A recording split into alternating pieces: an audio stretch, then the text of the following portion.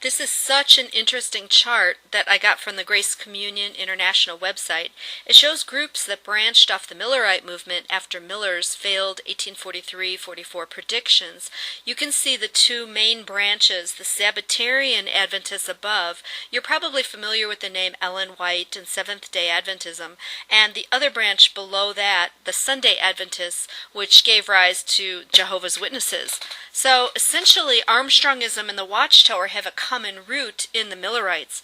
I've taken some quotes from Michael Feazell's book and juxtaposed them with parallel quotations from the Watchtower, and you will see amazing similarity, especially in their extreme exclusivism. The quotes from Feazell's book are on the left in blue, Watchtower quotes on the right.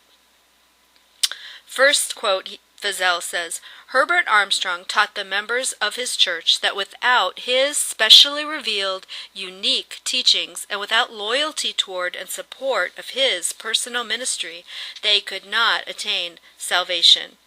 And of course, the Watchtower says that to have a relationship with God, the great crowd must remain associated with the remnant, the 144,000.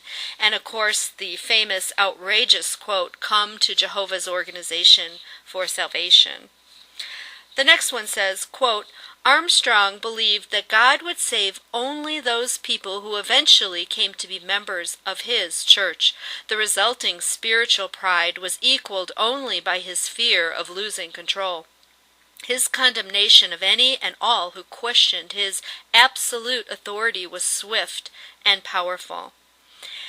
And the Watchtower quotes, Jehovah is only using one organization today to accomplish his will, and to receive everlasting life, we must identify it and serve God as part of it, and there is no middle ground. If you stop supporting Jehovah's work, you're just following Satan.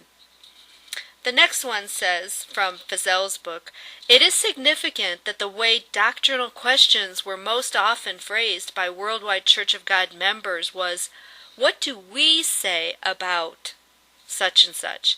There was no encouragement for members to think for themselves or to search out answers to questions through search or reflection. All research was to be done in Worldwide Church of God publications, and virtually all non-Worldwide Church of God Christian literature was vilified. No member must be heard disagreeing with headquarters or with the local pastor. The Worldwide Church of God's sense of identity was firmly in belonging to the group and believing what the group believed. For only in faithfulness to the group and its leader, Herbert Armstrong, would one be accounted worthy to escape the horrors of the coming tribulation. And then, of course, the Watchtower quotes on the right, avoid questioning God's organization, independent thinking is dangerous. I love the one about false religious propaganda from any source should be avoided like poison. And why would we ever want to look anywhere else?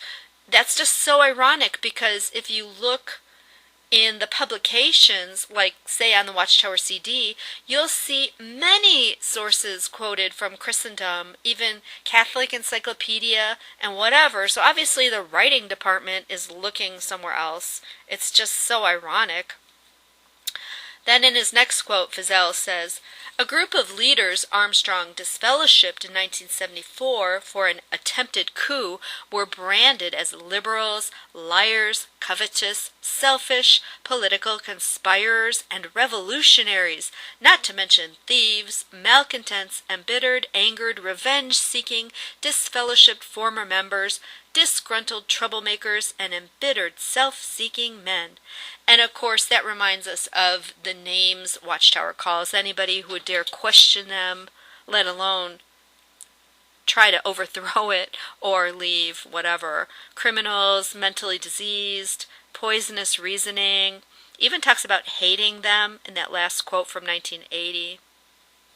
Feazell goes on, the doctrinal distinctives of the Worldwide Church of God led it not into Jesus' love, but into a spirit of distrust and condemnation of fellow Christians.